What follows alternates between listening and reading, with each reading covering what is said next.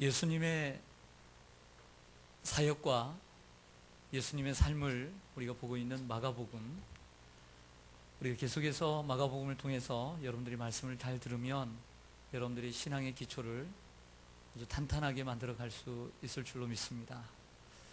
예수님의 사역은 크게 북쪽의 갈릴리 사역과 그리고 남쪽의 예루살렘 사역으로 나누는데, 대부분의 사역은 갈릴리 사역입니다. 그리고 이제 마지막 때가 되어서 남쪽 예루살렘을 중심으로 사역을 시작하게 되는데, 오늘 마가복음 전체 16장 가운데 11장부터는 이제 예수님의 후기 사역인 예루살렘 사역으로 시작이 됩니다. 예수님은 이제 십자가를 지시기 위해 예루살렘으로 입성하십니다. 예수님은 예루살렘으로 입성하실 때 조용히 들어가시지 않고 이번에는 공개적으로 입성하십니다. 그 이유는 예수님께서 이 땅에 오신 목적을 이제는 숨길 필요가 없다라고 판단을 하셨기 때문입니다. 이러한 예루살렘 입성 사건은 마태, 마가, 누가, 요한 이 네 개의 복음서 모두에 기록되고 있을 정도로 중요한 사건입니다. 지난주에 말씀을 드린 것처럼 예수님 맹인을 고치셨던 그 여리고에서 이제 나오셔서 예루살렘을 향하여 나아가시다가 감람산 근처에 있는 벳바게와 베단이라고 하는 두 동네에 들리게 됩니다. 베단이는 마르다와 마리아, 그리고 죽었다가 사흘 만에 다시 살아난 이 나사로 삼남매가 있는 동네입니다. 그리고 벳바게는 그 베다니에서부터 예루살렘으로 올라가는 그 중간에 아주 조그만한 마을입니다. 이 베다니는 예루살렘에서 2.7km 떨어져 있는데요, 바로 그곳에서부터 어린 나귀를 타고 예루살렘에 입성하셨습니다. 참고로 우리 교회에서 20m 도로의 이 안양 쪽으로 그 끝까지가 1.5km입니다. 정확하게. 그리고 좌회전을 해서 석수역까지가 1.5km. 그래서 여기서 석수역까지가 정확하게 3km입니다. 석수역을 가기 전에 이 소화동으로 넘어가는 기아대교, 그 정도가 한 2.7km. 그 정도로 예수님께서 그곳에서부터 예루살렘까지 나귀를 타고 오셨다라고 생각을 하시면 되겠습니다. 예수님은 그 감람산 벳바게와 베다니에 도착하셔서 예수님의 제자들에게, 두 제자에게 이런 부탁을 합니다. 2절과 3절을 보시죠.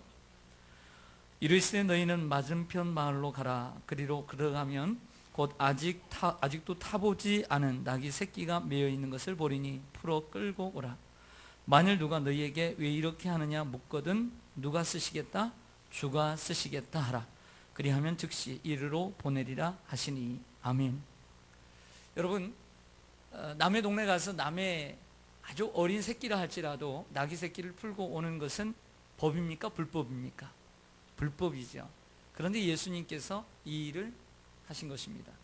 만약 제가 여러분들에게 저기 시흥사거리에 가면 시흥점이 있는데 그곳에 가서, 아니면 여기 동산대리점이 있는데 거기 가서 모닝을 끌고 오라고 하면 아마 여러분들은 제가 치매에 걸렸나 이렇게 생각하실 것입니다.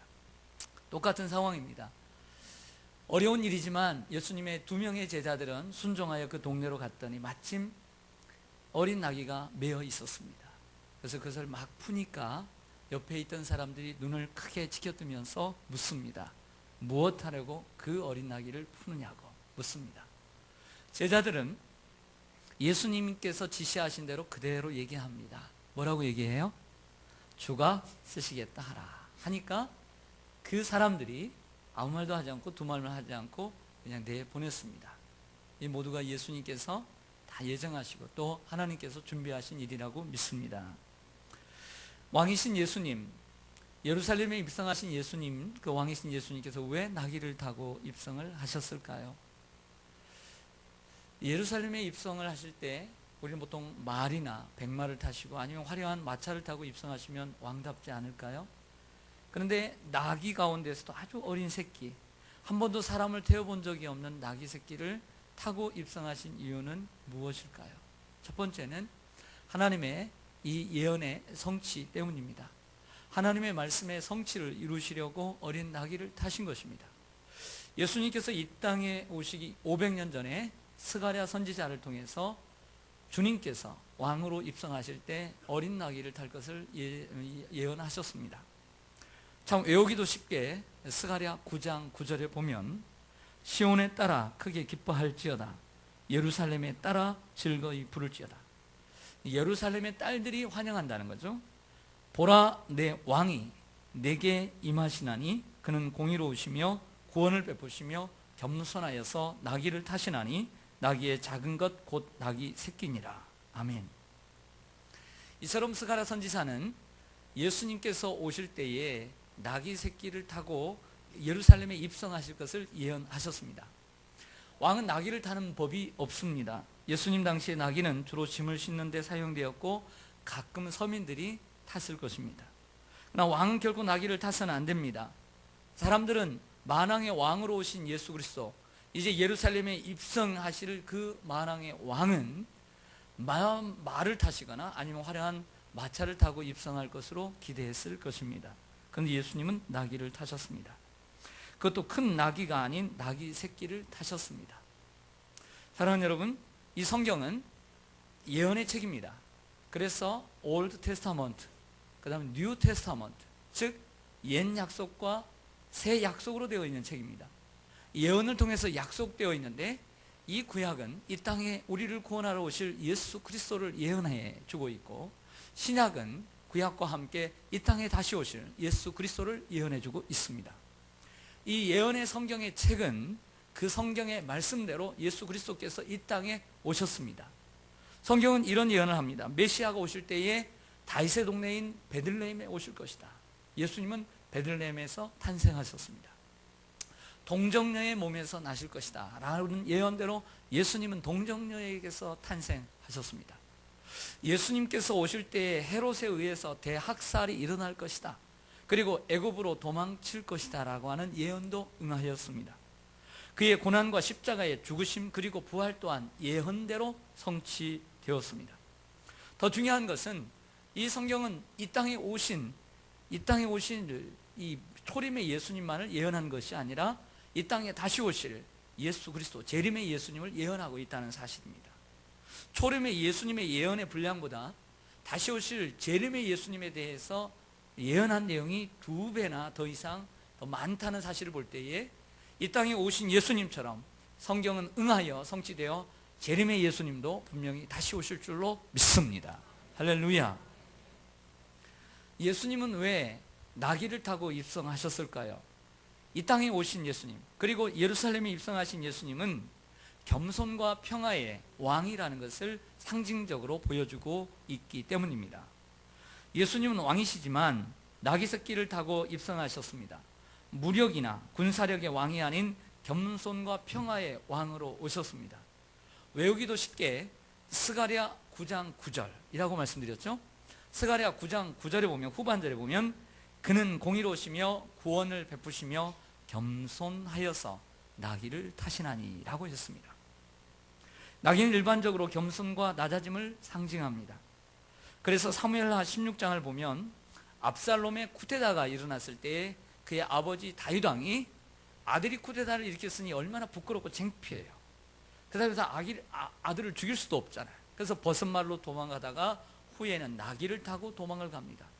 겸손해지는 것입니다. 아들을 잘못 키웠으니 겸손해지는 것이죠. 그래서 나귀를 타는 것입니다.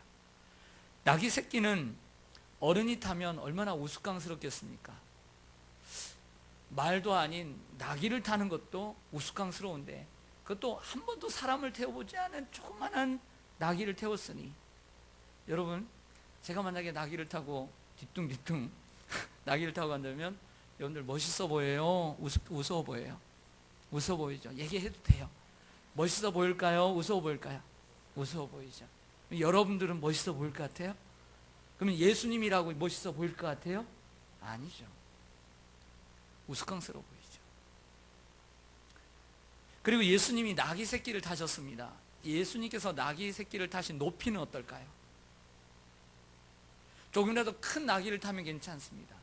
그런데 나귀 새끼를 탔으니 이 다리가, 발이 이 땅에 부딪힐 것입니다. 닿을 것입니다. 그러니 장정 한 사람이 걸어가는 것이나 나귀를 타는 것이나 거기에 거기죠.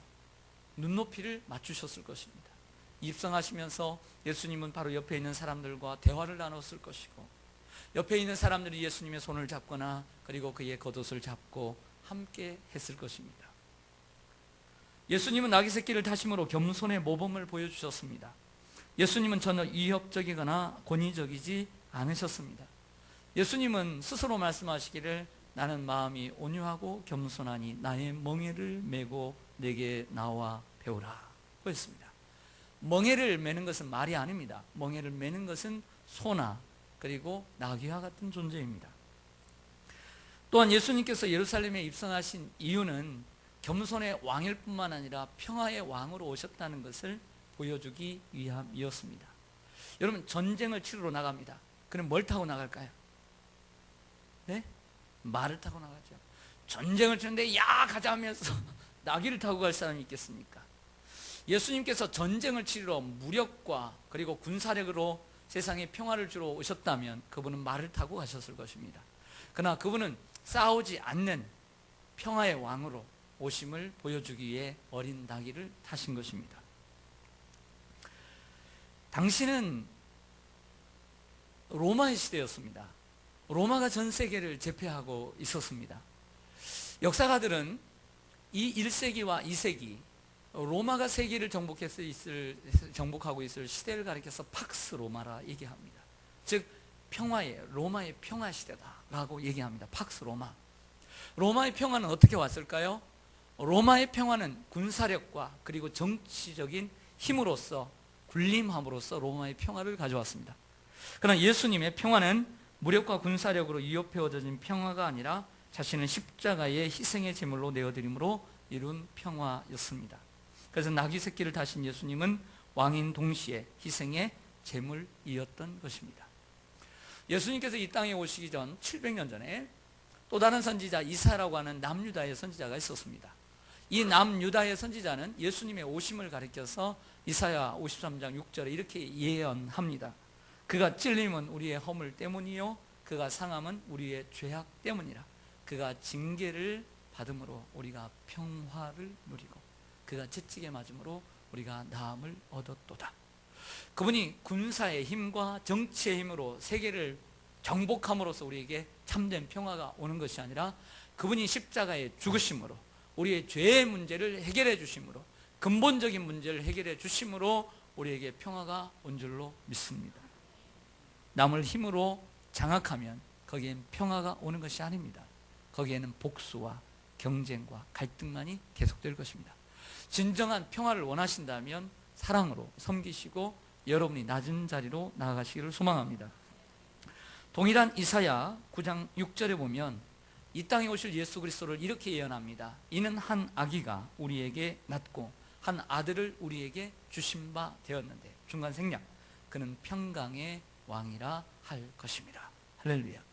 이 땅에 오신 예수 그리스도는 평강의 왕으로 우리에게 오신 줄로 믿습니다. 그래서 어린 나귀를 타신 것입니다. 옛날에 잔치를 집에서 마을 잔치를 벌일 때가 있었습니다. 저는 어릴 때 교회 동네에서 잔치를 벌일 때 어르신들이 하는 모습을 어릴 적 보았는데 가장 많이 잡았던 그 짐승 가운데 고기 가운데 하나는 돼지였습니다. 그래서 전 돼지 잡는 방법을 많이 보았습니다. 그런데 어떤 책을 보니까 왜 잔치를 벌일 때 돼지를 잡는지 그 이유를 설명해 주고 있습니다. 제가 한번 설명해 볼게요. 어떤 사람이 자기 집에 이제 잔치를 벌이게 되었는데 많은 동물들이 있습니다. 짐승들이 있는데 뭘 잡을까? 좀 큰 걸 잡아야 되겠다 싶어서 소에게로 갔답니다. 그래서 내가 너를 좀 잡아야 되겠다. 그러니까 소가 얘기합니다. 뭐라고 얘기하냐면 주인님 내가 없으면 농사는 누가 짓습니까? 그래서 일리가 있어서 안 잡았대요. 이번에는 개에게로 갔답니다. 그래서 개를 잡으려고 했더니 개가 얘기하더랍니다. 자, 이것은 전래동화예요. 개가 얘기했다는 거 아니에요? 하도 여러분들의 얼굴이 너무 심각하고 여러분들의 그 레이저 광선이 저를 향하여서 막 잡아먹을 듯이 하다 보니까 제가 말 돌리는 거예요. 네, 여러분 세상에 피해야 될 것은 얼굴과 낙하산을 피해야 돼요. 그래야 살아요. 할렐루야. 네. 뭔 얘기하다가 개 고맙습니다. 개가 얘기하기를 제가 없으면 집을 누가 지킵니까? 일리가 있잖아요. 이번엔 닭에게로 갔대요. 그래서 닭을 잡으려고 했더니 닭이 얘기하기를, 주인님, 내가 없으면 시간은 누가 알려줍니까? 그러더래요. 정말 상당히 일리가 있거든요. 이번에는 누구에게 갔겠어요? 돼지에게로 갔죠. 돼지에게로 가서 내가 너를 잡아야 되겠다. 뭐라고 변명하나 싶었더니 묵묵부답이에요. 유구무원이에요. 아무 말 안 하더래요. 그래서 잡았대요. 그래서부터 돼지를 잡기 시작했다는 거예요. 자신의 존재 목적이 분명한 사람은 가치 있는 인생을 살아가는 것입니다. 사랑하는 성도 여러분, 오늘 성경이 우리에게 주는 두 번째 교훈은 나귀처럼 어떻게 하면 우리가 주님께 쓰임받는 존귀한 자녀가 되느냐라고 하는 것이죠. 우리 모두 주님이 부르시기 전에는 마치 어린 나귀처럼 세상에 매여있던, 세상의 주인에 의해서 매여있던 존재였습니다. 그러나 예수 그리스도께서 십자가의 구속 보혈의 은총으로, 부활의 능력으로 우리를 그 사망의 세상에서의 매여있던 우리를 풀어주셨어요. 그러므로 우리는 주님을 믿고 섬기는 주의 자녀가 된 줄로 믿습니다. 예를 들어 사도 바울을 생각해 보죠. 사도 바울이라고 하는 이러한 사람도 예수님을 다메섹에서 만나기 전에는 세상에 매여있는 사람이었어요. 비록 구약의 유대교의 하나님을 믿었지만 세상에 매여 있었어요. 무엇에 매여 있었냐면 스스로 말하기를 자기는 혈통에 매여 있었대요. 잘난 가문에서 태어났대요. 그리고 최고의 학부를 나왔어요. 학력에 매여 있었어요. 내가 이만큼 잘났다는 거예요. 좋은 곳에 한번 나왔으니 사람들에게 떵떵거리며 인생을 살 수 있다는 거예요. 그뿐만입니까? 나는 율법을 다 지켰다는 거예요. 행위에 있어서 다른 사람보다 나는 낫다. 세상의 명예와 권세와 자기의 이름과 자기를 자랑하는 일에 매여 있었던 사람이에요. 매여 있다라고 하는 무슨 말이냐면, 매여 있다는 것은 그것을 자랑 삼았다는 거예요. 매여 있다라고 하는 것은 또 무슨 말이냐, 나는 그의 삶의 목적이 바로 거기에 있다는 거예요. 바울은 그렇게 매여 있고 그렇게 살았던 사람이었어요. 그러나 사도행전 9장에 다메섹 도상에서 예수님을 만났습니다. 자기의 세상에 매여있던 그 인생은 하나님 앞에 영광을 올려드리고 예수 그리스도의 일꾼이 되기는커녕 예수 그리스도를 핍박하고 그를 믿는 사람들을 감옥에 가두어 버리는 이러한 삶으로 전락하고 말았던 것입니다. 예수님께서 그를 십자가의 은혜로 다메섹에서 그 매여있던 인생을 풀어주자 그는 새로운 인생의 가치와 목적을 발견하게 됩니다. 그 이후에 그때로부터 바울은 주님께 쓰임받는 나귀가 되었습니다. 주님은 그 바울을 타고 세계를 다니셨습니다. 아시아를 다니셨고 유럽을 다니고 로마를 다니고 당시의 땅끝이라고 하는 스페인까지 주님은 바울을 타고 다니셨습니다. 이후에 제2의 바울, 제3의 바울을 통해 서쪽으로 서진하며 복음은 아메리카로, 아프리카로, 그리고 다시 이 땅으로 다시 돌아와 100여 년 전에 이 땅에 주님께서 오신 줄로 믿습니다. 바울만 주님의 나귀가 될 수 있는 것이 아닙니다. 저와 여러분도 주님의 나귀가 될 수 있습니다. 제가 주님의 나귀가 될 수 있다면, 제가 주님을 태우고 다닌다면, 세계에 다니면서 주님을 증거할 수 있다면 얼마나 큰 기쁨이요, 영광입니까? 여러분들 또한 주님의 나귀가 될 수 있다면 얼마나 기쁜 일이고 행복한 일이 되겠습니까? 여러분, 주님이 타고 다니는 주님의 나귀가 되시기를 소망합니다. 주님께서 귀히 사용하시는 여러분들 되시기를 소망합니다. 그렇다면 어떻게 하면 우리가 주님의 귀한 나귀가 될 수 있을까요? 주님의 귀한 존재가 될 수 있을까요? 7절과 8절을 보겠습니다. 이 간절한 소망을 가진 분들은 7절과 8절 제가 먼저 읽고 8절 여러분들 읽겠습니다. 나귀 새끼를 예수께로 끌고 와서 자기들의 겉옷을 그 위에 얹어 놓음에 예수께서 타시니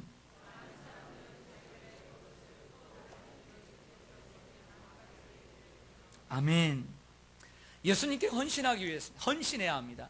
우리가 주님의 나귀가 되기 위해서는 헌신해야 합니다. 따라서 하겠습니다. 헌신해야 합니다.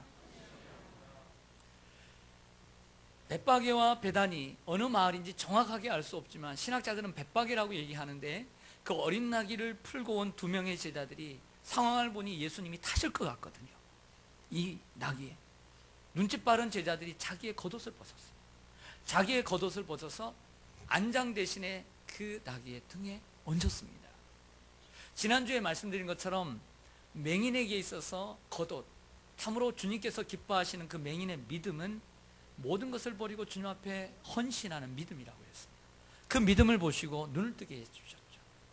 맹인에게 있어서뿐만 아니라 팔레스타인 지방의 그 춥고 더운 날씨 가운데 겉옷은 유대인들에게 있어서 명예요, 그리고 추위를 이길 수 있는 좋은 옷이었으며 이불의 역할을 감당하였고 제사한 목록 1호에 해당되는 것이었습니다. 그래서 누군가에게 겉옷을 내어주는 것은 자신의 가장 소중한 것을 주는 행위로 간주됩니다. 결국 두 명의 제자들이 자신의 가장 소중한 것을 주님께 드린 것입니다. 성경에서는 드리는 것을 강조하고 있습니다. 구약에서는 제물을 드렸습니다. 제물을 드릴 때 하나님께서는 이스라엘 백성들에게 항상 말씀합니다. 주님 앞에 나에게 나올 때 빈손으로 나오지 말아라. 예수님 또한 산상설교에서 이렇게 말씀합니다. 너의 보물이 있는 곳에 너의 마음도 있느니라 했습니다. 바로 이것 때문입니다. 하나님은 여러분이 가지고 있는 물질이 탐나는 건 아닙니다. 여러분들의 돈이 탐나는 것이 아닙니다. 보물이 탐나는 것이 아닙니다. 여러분들의 마음을 원하시는 것입니다.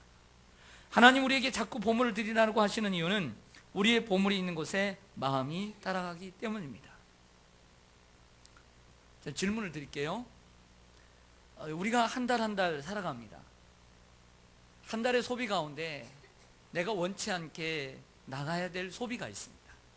정말 원치 않지만 이것도 나가야 되고 저것도 나가야 되는 것들이 있어요. 그러나 그것을 제외한 나머지 내가 원해서 쓰는 소비의 내용을 보면 바로 거기에 우리의 마음이 있다는 것이죠.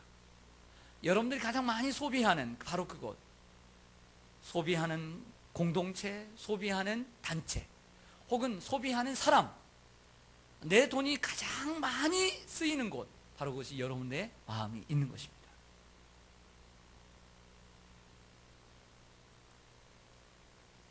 여기에 이의를 다시는 분은 없을 것입니다. 주님은 이처럼 하나님 앞에 당시 자신에게 헌신하는 사람에게 자신의 일을 맡기십니다. 헌신하시기를 소망합니다. 그럼 하나님께서 여러분들을 사용하실 것입니다. 그러나 헌신하지 않는 사람은 하나님께서 사용하지 않아요. 이 사실을 염두에 두시길 바랍니다. 둘째로 주님의 귀한 나귀가 되기 위해서는 겸손한 사람이 되어야 합니다. 따라가겠습니다. 겸손한 사람. 옛날 얘기 하나 할게요. 옛날 얘기는 아니고 어디서 제가 주워 들은 얘기인데, 백설공주 아시죠? 네, 백설공주가 결혼을 하게 되었어요. 네.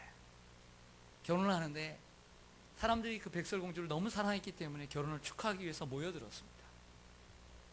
왕자는 먼 나라의 훌륭한 왕자라는 소문을 들었습니다. 얼굴을 본 적이 없어요. 그래서 사람들이 먹을 걸 준비하고, 그리고 결혼식을 축하하기 위해서 사람들이 모였습니다. 기다리던 왕자가 멀리서부터 오기 시작합니다. 왕자가 멋있는 백마를 타고 저기서부터 오는데 사람들은 그때서부터 팡파를 울리고, 그리고 나팔을 불며, 그리고 환호를 지르면서 이제 왕자가 오는구나 축하해 주었습니다. 점점 왕자가 가까이 오니까 얼굴 보니까 너무 멋있는 거예요. 너무 멋있어. 얼굴도 너무 멋있어. 그래서 더 칭찬해주고 환호해주고 나팔을 불며 박수를 치며 기뻐해 주었습니다. 바로 그때 그 왕자를 태우고 오는 한 백마가 스스로 생각하기를, 사람들이 나를 알아주는구나. 내가 이처럼 몸매가 잘 빠져있고, 그리고 내가 이처럼 하얀 털이 얼마나 멋있게 이 바람에 휘날리는지 사람들이 나를 알아주는구나. 역시 내가 이처럼 멋있는 백마구나 라고 생각을 했습니다. 바로 이것을 가리켜 백마병이라고 얘기합니다. 사랑하는 성도 여러분, 우리는 예수님을 태우고 가는 백마이지 예수님이 아닙니다. 간혹 주님의 일을 하다 보면, 주님을 태우고 가다 보면 사람들의 환호도 받고 칭찬도 받고 사랑도 받고 대접도 받습니다. 그러나 착각은 하지 마십시오. 우리는 예수님이 아닙니다. 그 사랑과 칭찬과 환호와 그 대접은 예수님 덕분에 받는 것입니다. 내가 잘나서, 내가 뭐 잘해서 받는 게 아니, 우리 주님이 훌륭해서 그 부스러기의 은총을 받는 거예요. 할렐루야. 오늘 이 나귀는 그 부스러기의 은총을 받은 줄로 믿습니다. 우리가 주님을 믿고 주님을 섬기니까 하나님께서 우리에게 복을 주시고, 우리 자녀에게 복을 주시고, 우리 인생에 복을 주시는 거예요. 하나님의 일을 하는 사람에게 하나님께서 복을 주실 줄로 믿습니다. 하나님의 교회에서 일하는 사람들, 특별히 하나님께 복을 주실 줄로 믿습니다. 나귀는 영광을 받지 않았습니다. 주님을 모신 것으로 기뻐했습니다. 하나님께서 어떤 사람을 기뻐하시고 사용하실까요? 자기를 아는 사람, 겸손한 사람. 그래서 하나님께서 겸손한 자에게 은혜를 주신다. 그리고 겸손한 자에게 일을 맡기실 줄로 믿습니다. 아무리 잘나도 겸손하지 않으면 끝입니다. 겸손으로 허리를 동이기를 소망합니다. 셋째로, 끝까지 주님을 따르는 사람입니다. 따라서 하겠습니다. 끝까지 주님을 따르는 사람. 이 나귀를 상상해 보았습니다. 나귀는 한 번도 사람을 태운 적이 없습니다. 아마 짐도 태운 적도 별로 없을 것 같아요. 근데 이 나귀가 사람을 태웠어요. 장정을 태웠어요. 예수님 태웠어요. 얼마나 힘들었을까요? 포기하고 싶었을 것입니다. 짜증도 났을 것입니다. 창피하기도 했을 것입니다. 사람들은 다 서 있는데 장정을 태우고 가는데 뒤뚱뒤뚱하고 얼마나 정말 꼴사나웠겠습니까? 부끄러웠죠. 창피하기도 하고. 그러나 반대로 생각하면 어떨까요? 내가 내 일생에 처음 태운 분이 예수 그리스도다. 할렐루야. 만왕의 왕으로 오시는 예수 그리스도를 내가 태울 수 있으니 얼마나 큰 영광인가. 주님을 태웠다는 이유 하나로 그 부스러기의 은총을 이렇게 크게 맛볼 수 있다니 얼마나 크게 감사한 일일까라는 생각할 수 있지 않겠습니까? 누가 타느냐에 따라서 나귀의 존재 의미가 달라지는 것입니다.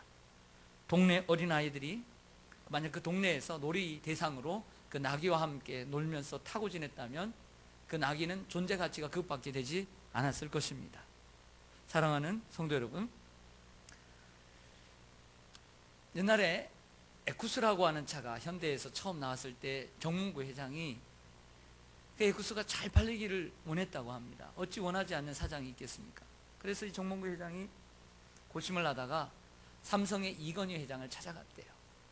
이건희 회장을 찾아가서 새로운 에쿠스가 나왔는데 제일 좋은 차를 팔았는지 샀는지 그냥 줬는지는 모르겠지만 이것을 좀 타고 다녔으면 좋겠다 부탁을 하더래요. 이건희 회장이 기쁘게 그 차를 타고 다녔습니다. 왜 이런 부탁을 했을까요? 누가 타고 다니느냐에 따라서 세계 자동차의 시장이 달라지는 거예요.